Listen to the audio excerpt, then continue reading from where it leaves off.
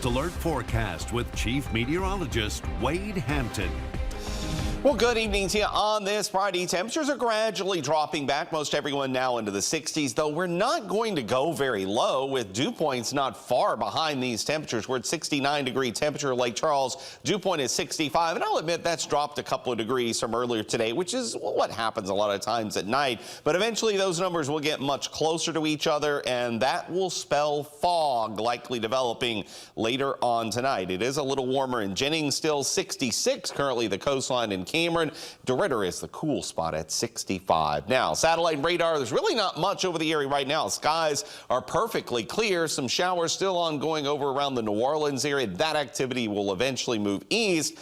But none of that's our issue. It's what's going to happen out to our west tonight into tomorrow that's the problem. You can already see clouds moving across the Interstate 35 corridor. They'll eventually approach I-45 here in the next couple of hours and eventually move closer to us by tomorrow morning. In fact, maybe even after midnight, some of those clouds move in. That too will likely stop our cooling process as far as temperatures.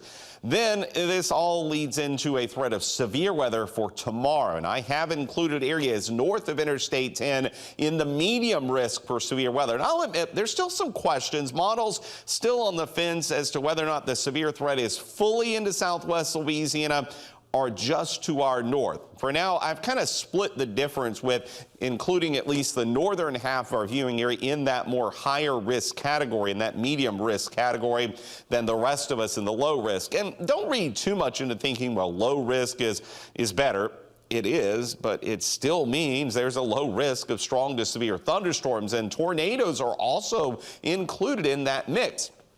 And here's a look at the forecast. This is from the Storm Prediction Center, showing the idea of maybe a significant tornado risk north of Interstate 10 as well. And as I mentioned yesterday, storms don't know defined lines, so don't focus too much on whether or not you're precisely included in that risk. But bottom line, tomorrow there is a risk of storms. Tonight, our problem is fog related. You don't have to worry about thunderstorms overnight tonight, so at least that's some good news. And I think that fog could end up leading to the severe threat staying limited during the morning hours tomorrow. And this is what our Futurecast computer model shows as far as that's concerned. Maybe a few spotty showers, but nothing that really develops into severe weather. But look at the winds. It's going to be windy tomorrow. Southerly winds 20 to 30 miles per hour. And I'm not talking during thunderstorms. I'm talking away from those storms. But speaking of storms, here they come in late afternoon hours. Likely a line of thunderstorms from the west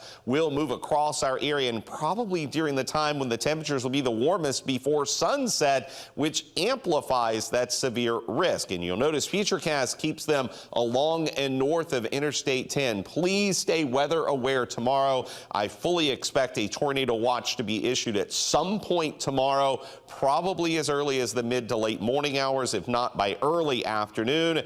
And then we'll just have to wait and see how things play out. We'll be watching it closely for you, and I urge you to follow us along with our weather app for updates. And it's all being caused by a cold front coming in from the northwest, but don't get your hopes up for a change in temperatures. This front, the best it will do is clear all the rain out by Sunday. Sunday, a much better day as far as that's concerned, but still warm, near 70 for an afternoon high. It will take this next cold front that arrives the middle of next week to knock our temperatures down. In fact, probably below normal by the middle and end of next week. Look at those highs next week, near 60 on Thursday. But again, for tomorrow, a risk of strong to severe storms will be in place across most of the area.